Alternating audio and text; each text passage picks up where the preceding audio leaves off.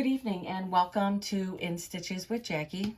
Just wanted to take a little time tonight. I am still working on, this is video number 4. I've done 2 previous videos showing my pumpkins and potions by Kimberbell.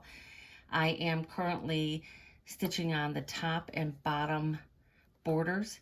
Then I'm going to get those nicely ironed and I will get my back fabric, which I'll have to show you. Is going to be a Riley Blake. I actually was able to score a whole bolt of this. It is so cute, and as I've said before, if you haven't watched my previous videos, I love anything to do with Halloween. So this is going to be my backing, and again, I have a whole bolt, so I have tons of things planned for that. I'm gonna get these finished here. Have a pretty busy week coming up, and I'm gonna be on vacation next week. And really had a goal of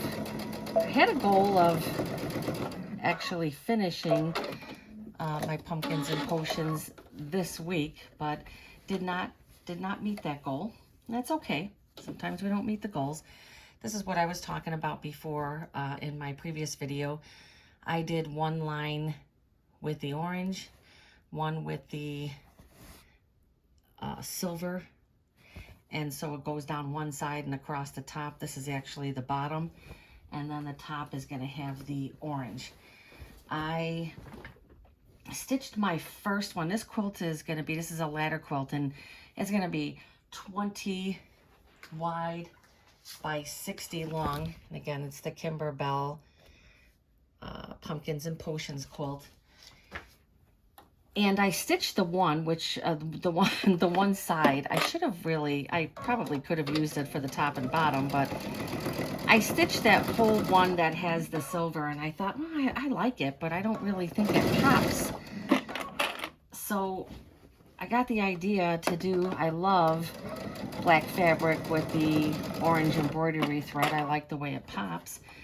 So on the second one, I was like, well, let me try this, and I really liked it. I didn't feel like re-stitching the borders because they take time. I think each border, each side of the borders, I believe that was 3 hoopings. So you figure that's 3 hoopings, 6, 7, 8. There's about 8 to 10 hoopings for all the borders for this quilt. So my goal was to get these borders on, which I am definitely going to meet tonight. I'll get it all nicely pressed tomorrow. I'm still trying to decide whether or not I'm going to put batting in between this. So a lot of times with these embroidered block quilts, and let me show how that looks. Okay, so I'm gonna match up totally on there. And then one end will be like that. And I like that look. I really do. I've done a lot of multi-colored borders before, and I think it's fine. It comes down to what you want in it. So what I'm going to do is I'm going to get this nicely pressed tonight so that tomorrow I can get my backing prepped. The question is, do I want to put batting, another layer of batting in here? This feels kind of flimsy.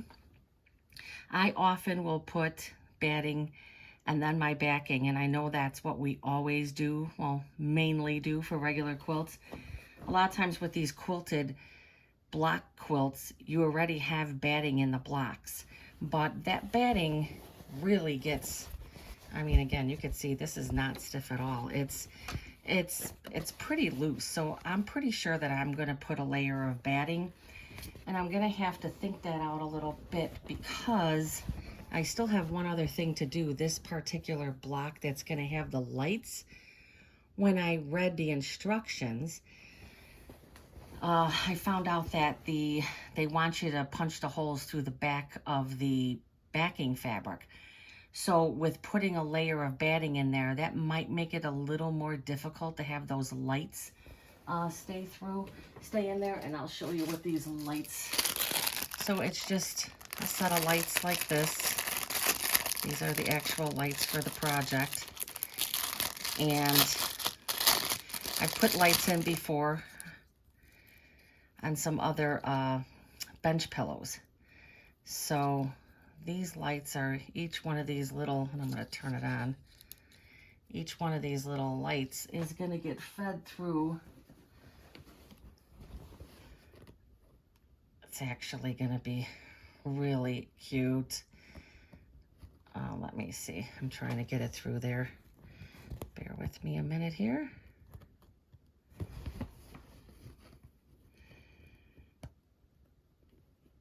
It does take a lot of manipulation to get these lights through here, and you got to be careful because these, there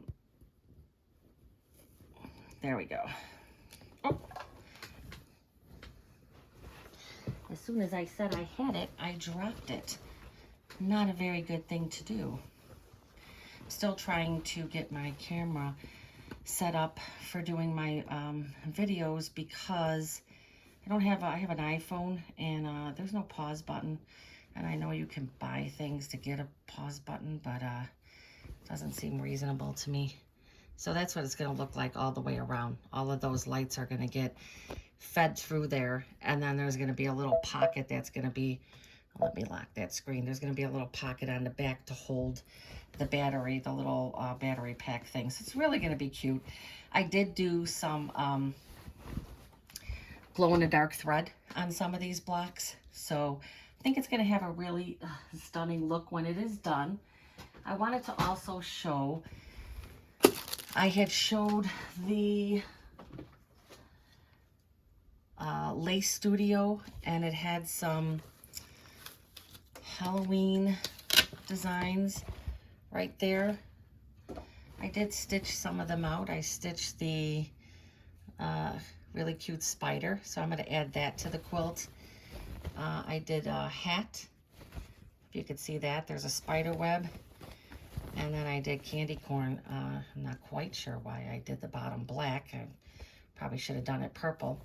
So all I need to do, and this does seem like a, you know, sometimes I kind of feel like stitching some of these is a little bit of a waste of the stabilizers. The stabilizers are not cheap, but it is what it is. So what I'm going to end up doing is just cutting as close as I can without cutting into the stitches, obviously. I'm just going to cut this one out. And then you just take like a little bowl of cold water, and the rest of what is, sorry, keep going out of there. Cut it out to about that. Now you can take like a Q-tip and try to get that, the rest of that, but I just take and submerge it in a little bowl, and then take some paper towels, and if you want it to lay real flat, like this I would want to lay flat, I'll probably rinse it twice. As far as the bats went, as I stated in my previous video, I wanted them to kind of have a 3D look, so I only rinsed those one time. Okay, so again, I'm kind of behind the game, but if I can get this quilt, it's now been pushed to next week. I'm going to be on vacation next week, so I may not get it done till the end of next week. But when I do get it done and all embellished and the lights in there, I'm going to hang it on my ladder, my decorative ladder for the ladder quilt to go on, and I will show how beautiful it's going to display. So I wanted to just show, I wanted to talk a little bit about this digital dual foot. I might be saying it wrong, but I love this. I use this a lot. Now, the only time I wouldn't use this if I was sewing just like regular, you know, stitching a regular quilt. I was working on these Christmas table runners, and obviously if I'm going to be stitching regular cotton fabric, you don't need that. Just going to use my regular 1/4 inch foot for that. But it's nice to have this whenever you are working with something thicker, a lot of layers, stitch in the ditch. So when I go to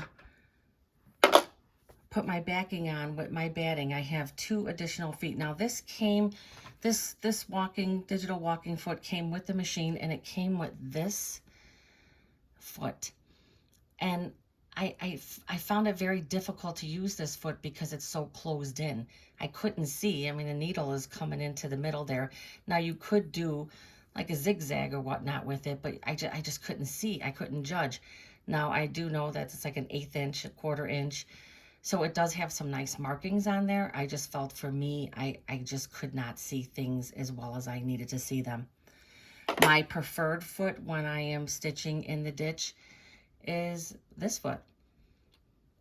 It's very easy to see. I do a lot of stitching in the ditch. I've made a lot of quilts, and I have done a lot of these embroidery quilts. So if you're newer, this would be the foot to go. This is Stitch in the Ditch guide foot. And that, you're going to line this up right in your seam, right like this, right into the seam there, and it's, you know, it's perfect. But again, it's all a preference thing. I love this foot. I do use it from time to time, and I'm sorry, I don't know if that, I do use this from time to time, but my preferred foot is this. The foot that I have on here right now is the 1/4 inch foot. And so it has that same guide, only it's on the inside. These are pretty easy to snap on, and because I'm doing this on camera, I'll probably have a hard time snapping it on, but they're pretty, overall, they're pretty easy to, got it on there, pretty easy to change out